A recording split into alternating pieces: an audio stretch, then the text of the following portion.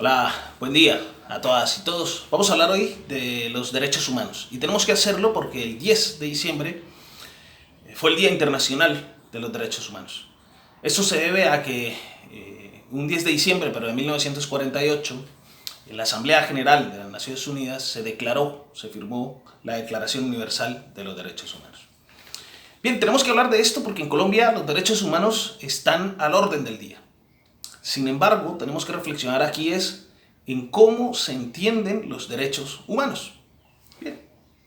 Cuando nace la declaración en general, cuando hablamos de los derechos humanos, podemos decir que hay una línea general o una base sobre la cual se desenvuelve puntualmente y declarativamente los derechos, ¿no?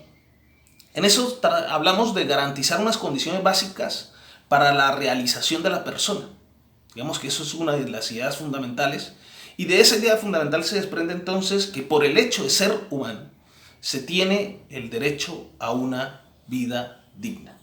Por el sencillo hecho de ser humano.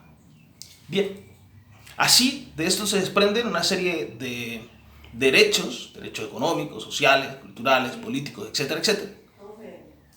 Garantía a la educación, vivienda, salud, sanidad, empleo, etcétera, etcétera. Sin embargo, en nuestro país cuando hablamos de derechos humanos, normalmente tenemos que hablar lastimosamente de asesinatos, de tortura, de masacres, de espionaje, de detenciones arbitrarias, desaparición, etcétera, etcétera. Esto nos demuestra por una parte, lo atrasados que estamos nosotros en el entendimiento de eso que pretende ser una ruta política y una ruta ética, hasta cierto punto, de la humanidad. ¿Hacia dónde tenemos que ir como humanidad? Y entonces, mientras los países avanzados se hablan de derechos humanos, de profundizar los derechos, se habla ahora del medio ambiente y de los derechos del medio ambiente y se habla de los objetivos de desarrollo sostenible, en Colombia hablamos de derechos humanos e inmediatamente se asocia con criminalidad, con violencia, con cosas terribles.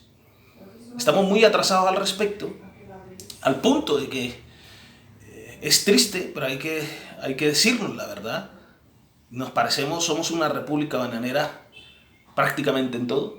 No tenemos mucho que envidiarle a otros países que tienen unos regímenes totalitarios.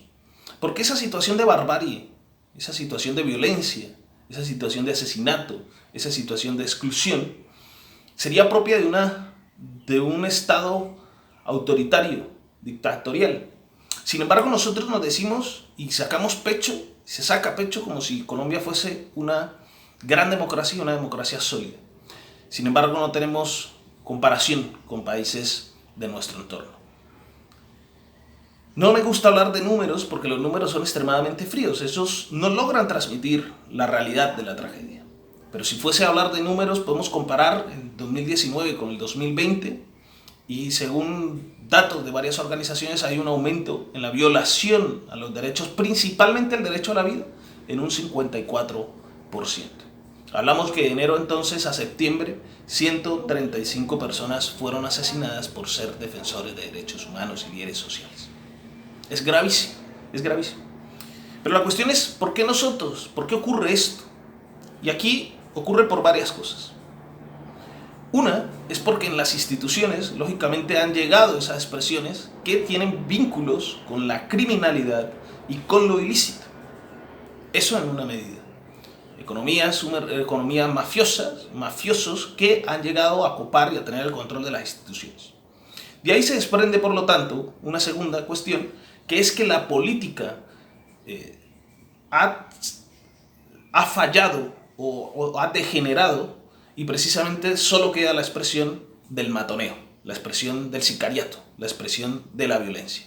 Y esto lo hemos visto en las instituciones, y lo hemos visto en las instituciones y en su relación con organizaciones paraestatales.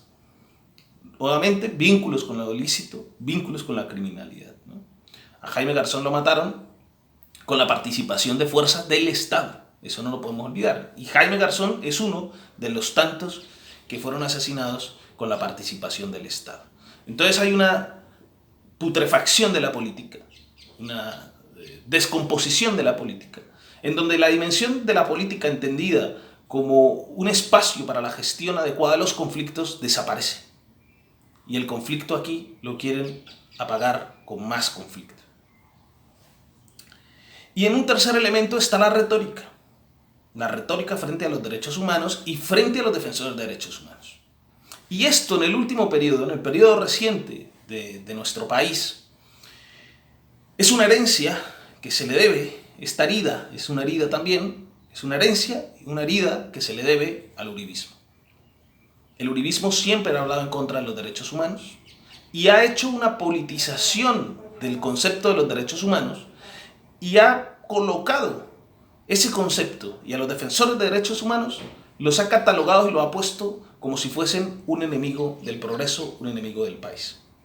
Han utilizado la derecha colombiana, en cabeza del uribismo, el concepto de derechos humanos con un fin político.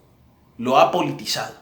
Y lo ha politizado para así poder seguir aumentando sus privilegios y para justificar esa realidad de asesinatos, de muertes y de masacres. Así que lo debemos a tres cosas. Una, el vínculo con la criminalidad, con lo ilícito. Dos, la degeneración de la política. Y tres, una retórica política, una retórica excluyente, violenta, radical, encabezada por el uribismo. En definitiva, si tenemos que usar eso de que nos dicen desde niños de, oye, ganó o perdió el año, si tenemos que decir si el gobierno y si hasta el día de hoy las instituciones ganaron o perdieron el año, tenemos que decir claramente que han perdido el año. Sin embargo, ese aumento de la violencia, ese aumento de la persecución no demuestra más que desespero. Y desespero por esos sectores que hasta el día de hoy mantienen poder dentro de las instituciones y están desesperados porque cada vez ven más cerca que Colombia va a caminar y va a ser realmente una república democrática. ¿Es esto? Un fuerte abrazo a todas, a todos.